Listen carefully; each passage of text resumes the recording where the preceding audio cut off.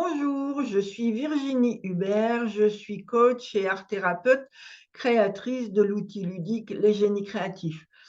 Euh, je suis d'un naturel curieux et observateur, et de par mon métier, j'ai développé l'habitude d'écouter les mots que les gens utilisent. J'y étais déjà sensible, mais la crise sanitaire, comme elle a généré tellement d'inconfort et d'inquiétude, la majorité des propos que tenaient les gens, étaient fortement empreints ces 2 dernières années de négativité et de difficultés. Et aujourd'hui que cette crise est derrière nous, de nombreuses personnes sont encore, en train de prédire des difficultés pour la rentrée de de l'automne 2022 et avec des pénuries, une recrudescence de l'épidémie et cetera. Autre joyeuseté du même ordre. Alors, comme si vivre cette expérience de crise sanitaire avec privation de liberté était devenu une fatalité. Moi, je ne crois pas à la fatalité, je crois au bonheur.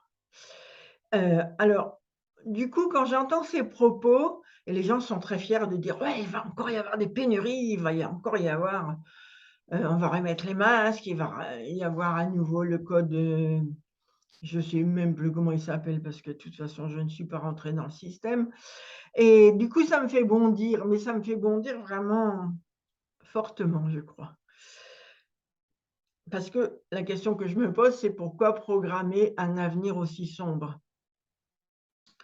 Alors, j'ai ressenti le besoin de réaliser une vidéo sur ce thème, sur le pouvoir des mots et parce que les mots sont des vibrations, il y a bien longtemps que je le sais.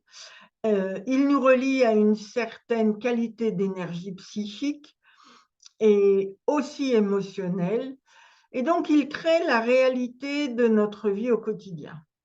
D'où l'importance de faire attention à ce que nous formulons ou à ce que nous cultivons en pensée. C'est la même chose. Ce sont des mots. Les pensées, ce sont des mots.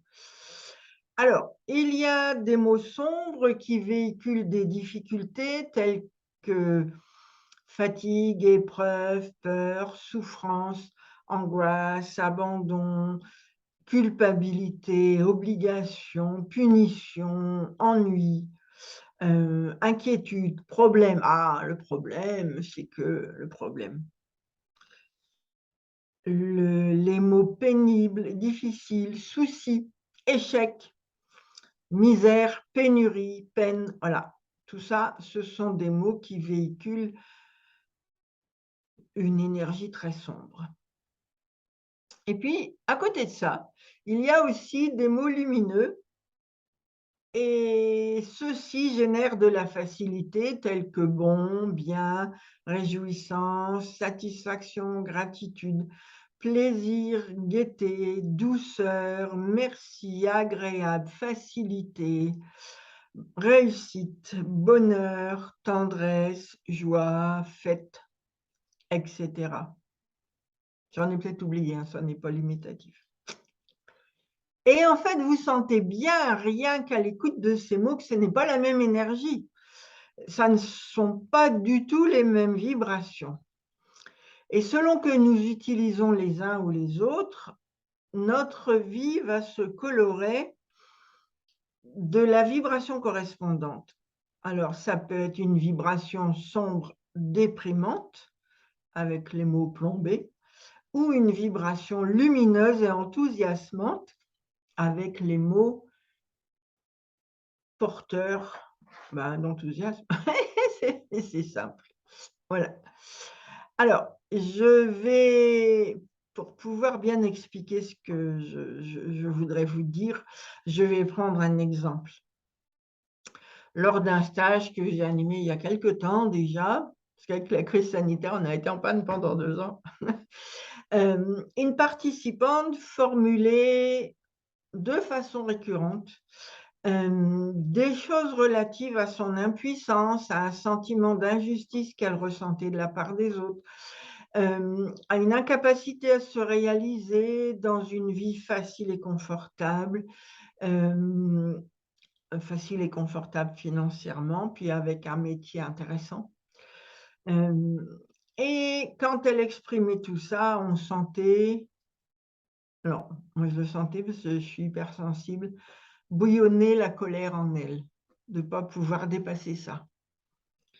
Et en fait, c'est comme si, elle était en réaction contre tant d'injustices. Alors, si on l'entend si on entend ce genre de propos une fois au cours des 3 jours, ça pose pas de problème, voilà.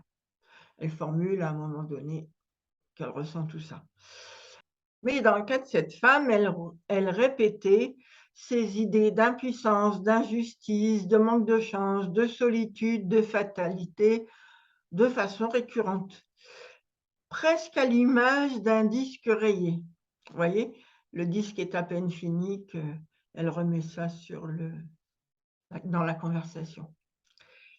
Alors c'était éprouvant, pour elle le vivre et puis même aussi pour nous l'écouter. Ça lui entamait le moral fortement. Et ce dont elle ne se rendait pas compte, et c'est là la raison pour laquelle je vous parle de cet exemple, ce dont elle ne se rendait pas compte, c'est que par les mots qu'elle utilisait, elle se conditionnait elle-même dans ce mode de vie fataliste. Elle ne pouvait pas dépasser cette situation. Voilà. Les autres l'empêchaient, ils étaient contre elle. Point. Je dis point parce que dès qu'on lui donnait des perspectives d'ouverture, elle n'en voulait pas. Elle vivait dans une habitude de pensée d'échec qu'elle cristallisait un peu plus à chaque fois qu'elle en parlait, et toutes les difficultés qu'elle rencontrait n'étaient que le reflet des pensées démoralisantes qu'elle entretenait avec une sorte d'assiduité quand même. Voilà. Alors, j'ai observé que cette femme, dans sa conversation, n'utilisait pas les mots relatifs à la facilité, à la joie, au bonheur. Non, non, c'était que les mots sombres. Elle abordait la vie sous l'angle des difficultés, sous l'angle de l'impuissance. Voilà. Exactement comme toutes ces personnes qui prédisent un avenir sombre pour l'automne 2022. On est dans le même schéma de fonctionnement. Voilà. Les gens connaissent ça, donc ils ne veulent pas sortir de ça. Il faut faire un effort, vous comprenez, pour sortir, sans doute. C'est pas sûr. Alors, comme notre vie est le reflet de pensées que nous avons, et je rappelle que les pensées sont constituées de mots qui sont des vibrations. Plus nous cultivons des pensées positives avec des idées d'ouverture, et plus notre vie va s'embellir, plus nous allons nous épanouir. À l'inverse, plus nous nous focalisons sur des pensées qui ont un reflet sombre, euh, qui s'accordent sur les difficultés de la vie, sur la pénibilité de la vie et sur la notion de fermeture, et plus la vie va devenir pénible, difficile. Alors, je nous invite, j'en fais partie aussi, à embellir et illuminer nos pensées, à prédire un avenir proche qui serait lumineux, agréable, rempli de facilité et de satisfaction. Nous avons tous la capacité d'être heureux. Il nous suffit d'aligner nos pensées sur cette perspective. Parce que, je vais vous donner un exemple, si vous pensez constamment: «Je ne veux plus être malheureux, je ne veux plus être malheureux, je ne veux plus être malheureux», est-ce que vous avez un jour une chance de développer le bonheur? Je pense que vous avez la réponse, qui est non. Par contre, si vous dites: «J'oriente mon énergie sur le bonheur, sur la facilité, sur la satisfaction, sur l'enthousiasme, sur la réalisation de moi, là, vous savez que vous allez y aller. Je ne sais pas en combien de temps, ça va dépendre de l'énergie que vous y mettrez, mais là, je sais que vous allez y aller. Alors, j'espère que nous serons infiniment heureux à jouer au jeu du bonheur, parce que quand même cultiver des pensées comme on a vécu pendant la crise sanitaire, je vois pas vraiment l'intérêt. Voilà. Alors, si vous recherchez un outil très simple pour vous aider à ouvrir des perspectives, pour faire évoluer des situations de votre choix, eh bien, je vous invite à faire appel au génie créatif.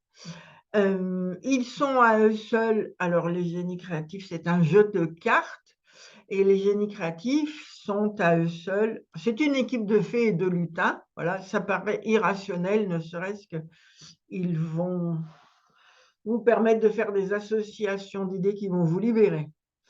Voilà, et ils sont à eux seuls un réservoir illimité de solutions, quel que soit le domaine affectif, professionnel, physique, heu, financier, et cetera, que vous vivez, et ça peut même être aussi des questions d'estime de vous, de confiance en vous, et cetera. Familiales, des questions familiales. Quand il y a de la discorde au sein de la famille.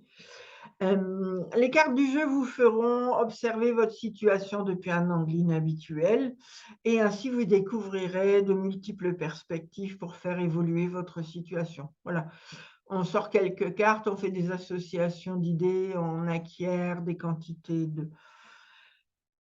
de choses à expérimenter qui vous permettent d'embellir votre quotidien, de faire évoluer vos situations. Alors, je vous souhaite de chercher en permanence à vous créer une vie facile et lumineuse, orientée vers l'ouverture et la réussite. Au plaisir! N'hésitez pas à me contacter si vous avez besoin d'un atelier. Quelquefois, le fait d'être à 2 nous permet de voir beaucoup plus de solutions. Voilà. Si vous n'êtes pas abonné à ma chaîne, je vous invite à aller sur le YouTube et à vous abonner. Ainsi, vous serez informé de toutes les nouvelles vidéos que je mets en ligne. Et puis, je vous invite aussi à cliquer si vous avez aimé cette vidéo. Et vous n'hésitez pas à la partager si vous pensez qu'elle peut aider d'autres personnes de votre entourage. Voilà, au plaisir de nous créer tous ensemble une vie lumineuse et positive. Au revoir.